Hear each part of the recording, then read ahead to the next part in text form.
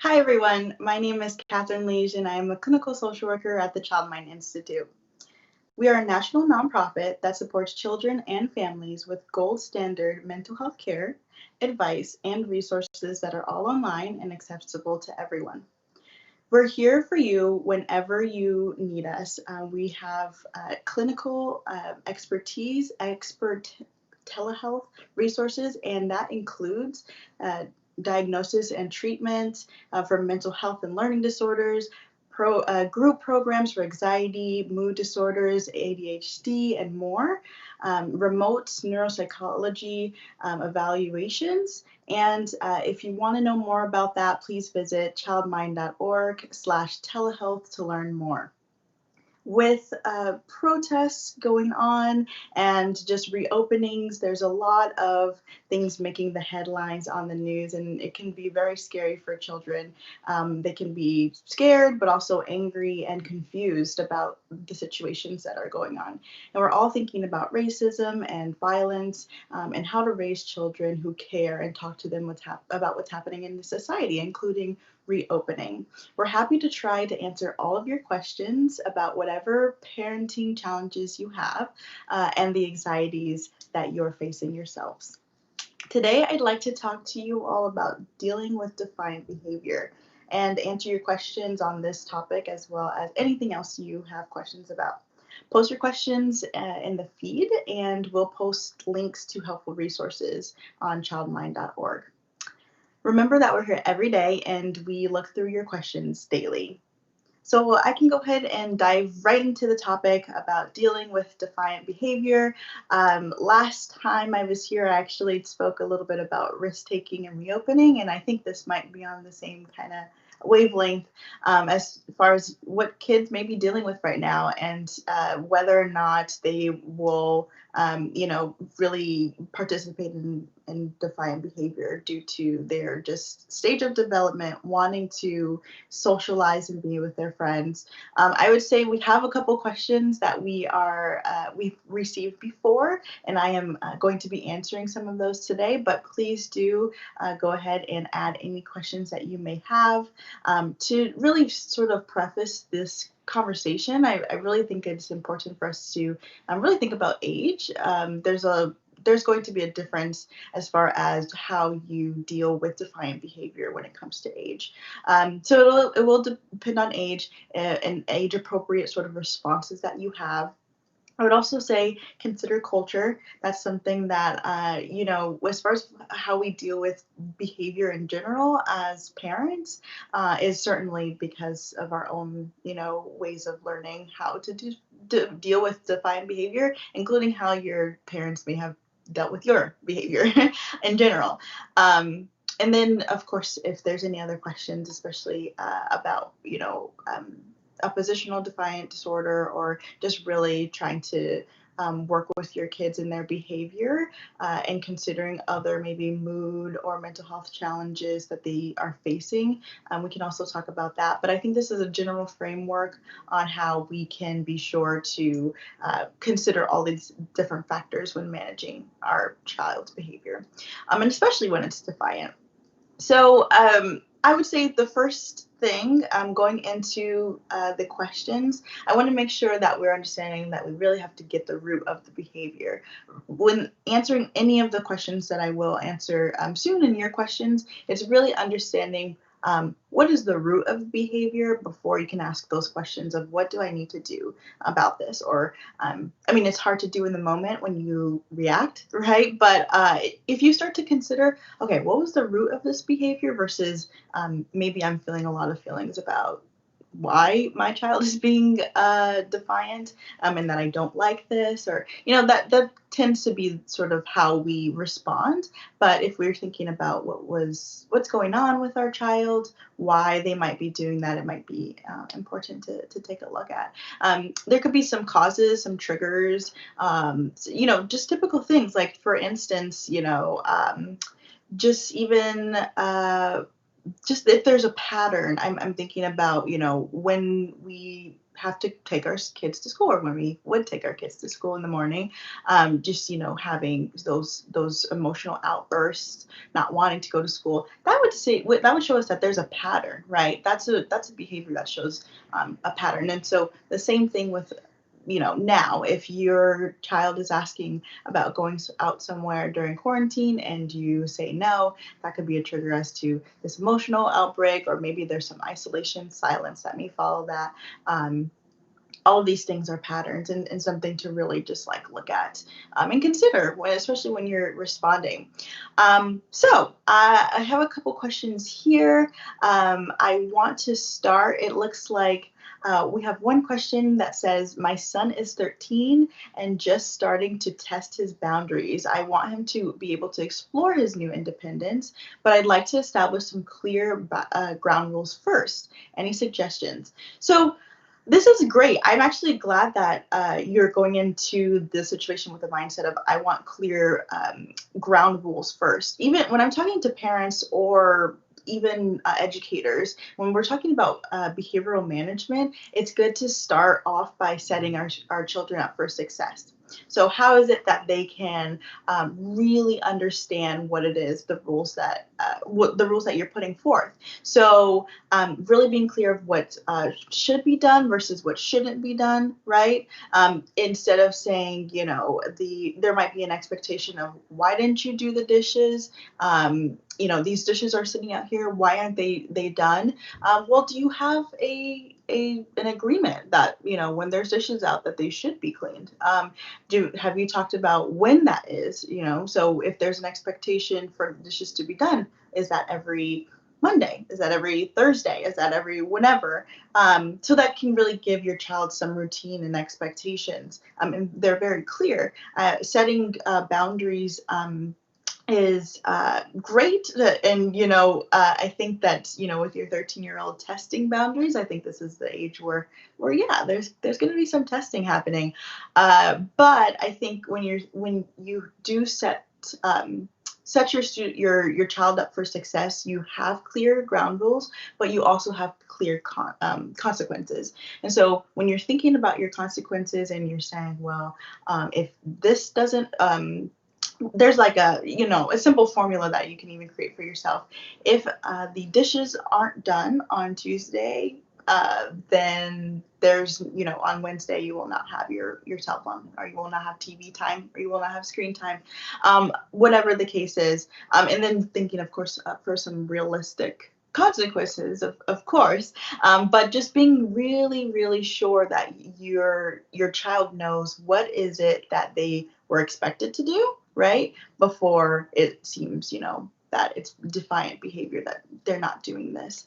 So yeah, I just wanted to add that. So looking at clear ground rules and then clear consequences, the two. But it looks like we do have a question. I appreciate your question, Juliet. Again, if you're just now tuning in, my name is Catherine Leige, and I am a clinical social worker at the Child Mind Institute. So I appreciate you tuning in today.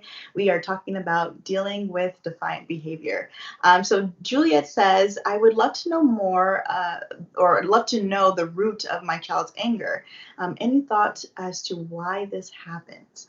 That is a great question, and I think that is a beautiful way to start a conversation.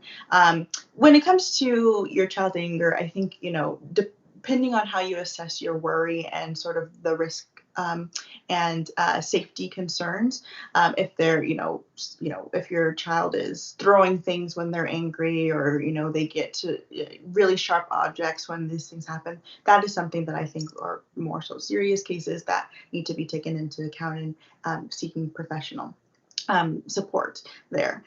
Now, if this is your child, especially like I said, starting on the ground rules of what is age appropriate, in talking to your child.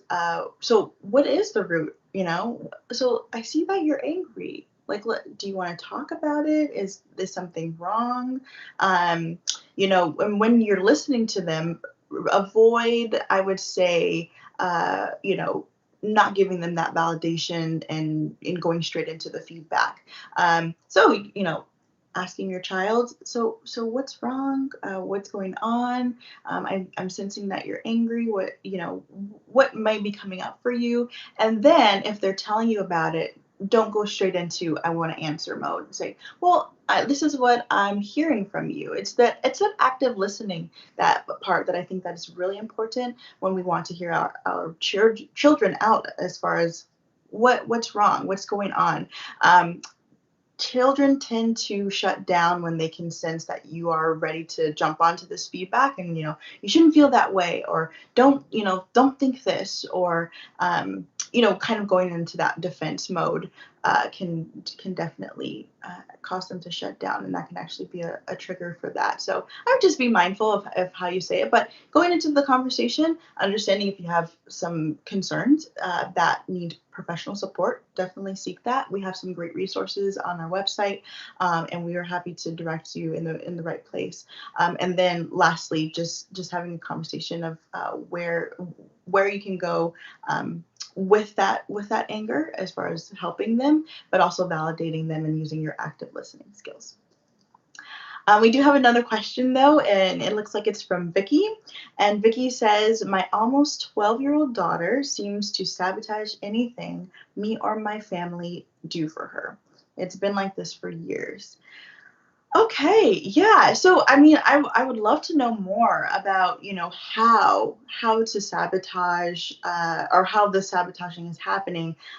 When it comes to the sort of root of that, right? I think that's a good question to bring up, as to, maybe there's some sort of triggers or causes as to why she wants to, or why she feels that she should sabotage a situation, whichever way that it looks like.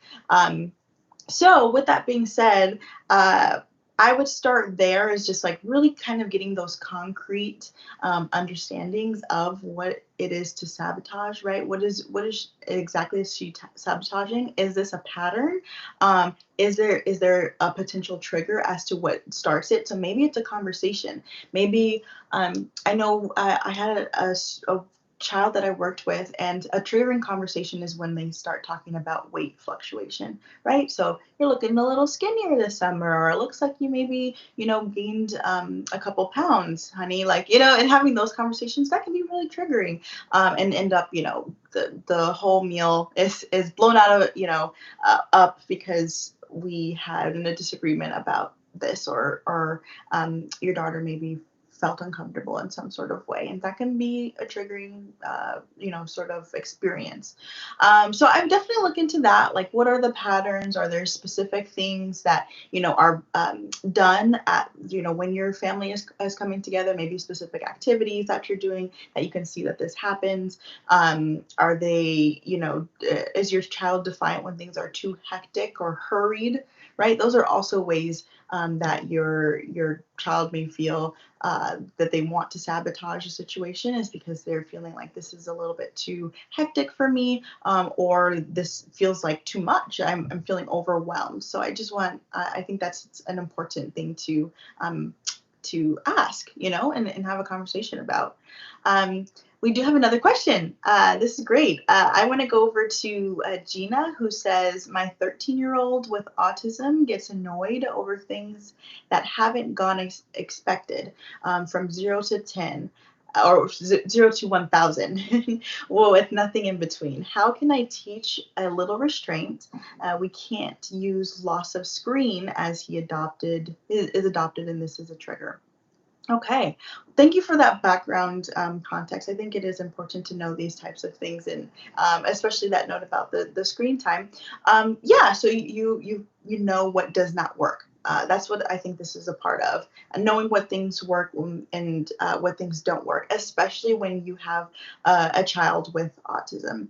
And I think that when I think of any kids that are on the spectrum, it really does take that time and patience in order to find that. So I would start there of finding, how can we teach a little bit of restraint, on maybe there's emotional outbursts, or maybe there's even violent outbursts, whatever the case is, or however your child is responding. Thinking of different ways. I would say the communication here with your child is going to make a difference. And I think for a lot of things, for example, uh, some of the behavioral specialists that are working with students that I may work with, and they're just trying to find some ways for them to find their grounding. Right? These are strategies in which I think are important to bring up. So is this working? Is this not working? Let's figure this out together. To teach a little restraint, having a conversation and being open about it. How is it making you feel when something does not go expected? Like, let's talk it out. That can actually help, and say, I'm really help them to sort of figure out what is their emotion. I'm really frustrated. I'm feeling my state is I'm feeling overwhelmed because of blank.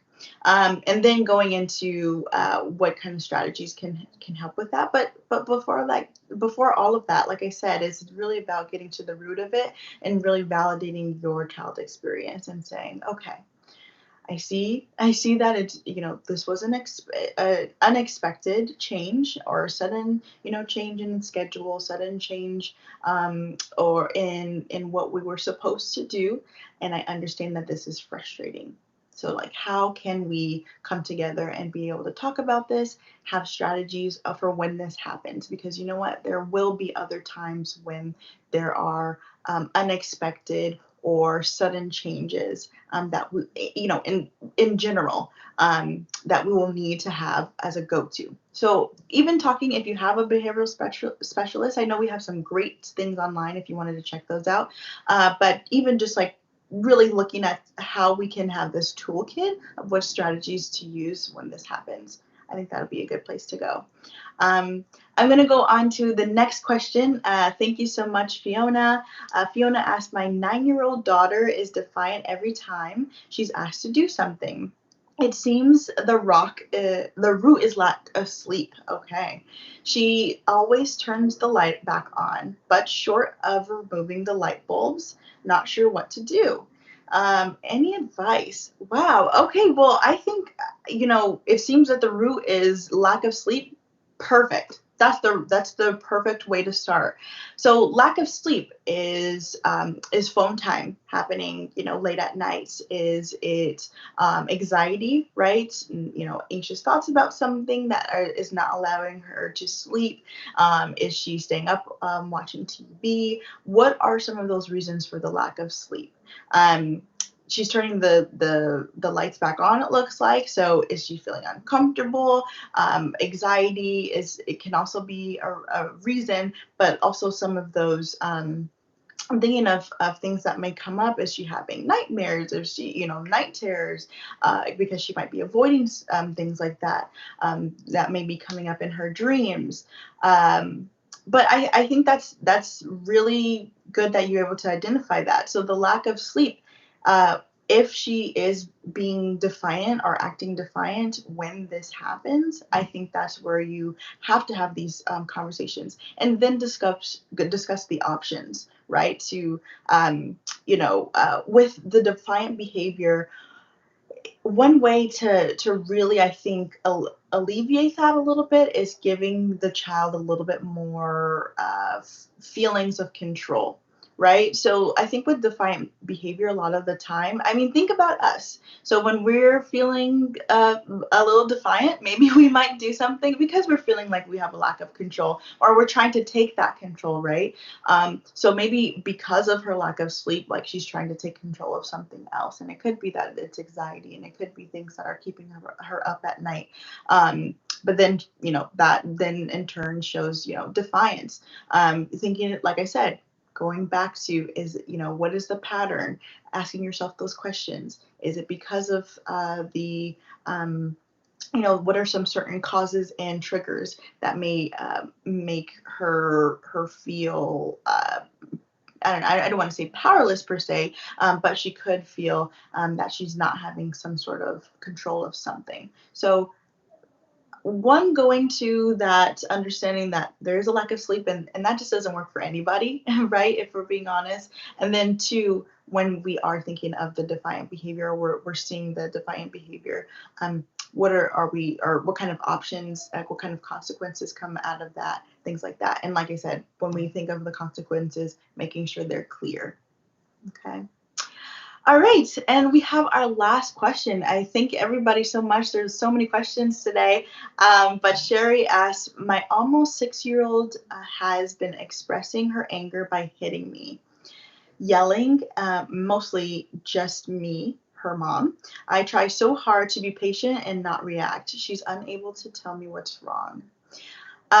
Yeah, so this is actually, I actually see this in quite a bit for younger students that I work with, but children. Um, this is first. I would love to know, when you're trying to like really process this, right? I think that's also interesting to think about. How are you processing that? She's typically mostly hitting you, right? How do you respond to that? But two, there's obviously sometimes there's some sort of disruption or some sort of uh, way in which she feels her anger can only be expressed by hitting you. It looks like. And what does that say about her relationship with you? Is she saying that she is feeling so angry, specifically at you, that this is the only way she can talk to you? Is there other modes of communication that she's just not able to express, and sort of that you both can really be able to express with each other? What kind of reactions, like I said, going back to that, is your reaction that that she's then in trouble? Are you yelling? These are just components, no judgment, but not only to yourself, right? Not, just thinking about the ways that you do establish consequences. It's not to judge yourself, but it's really to reevaluate what is working and what is not. And that's why I said those cultural considerations are really important here, because, I'm thinking of, I mean, it's easy for us to start to yell back at our children, and maybe that's something that we're used to. But is that working? Is the question. So I'm glad that you're able to be patient. And what does it mean by not reacting, right? What does it mean? Do you try to just not say anything? Do you just let her hit you? Um, you know, I think it's less about not having a reaction, but more so how do we react in an effective way. And it's great that you're being patient. And since she's unable to tell you and communicate what's going wrong, hopefully by exploring new ways of communicating, and options, to say, well, here's clear ground rules is I don't want you to hit me, right? Like we don't hit, if that's something that you want to teach your children. And then what are the consequences of that? But consequences that are actually going to be enforced, and that are not to an extreme. So an example of that would be, if she's getting a temper tantrum and she starts hitting, and then you say, well, now you can't have this toy for the rest of the month or something like that. That'd probably be a little bit too much, especially for a 6-year-old. But I mean, to really just comprehend, and understand. So yeah, I hope that was a helpful, sort of way to answer that. And really kudos, I think, to all of you that have asked questions today, because it's really still like every question sounds like sort of where you are as far as the how you're reacting to it, or you want to really understand. But it's really about finding something that works. Clear ground rules, clear consequences. Okay. But I want to say thank you again for joining me.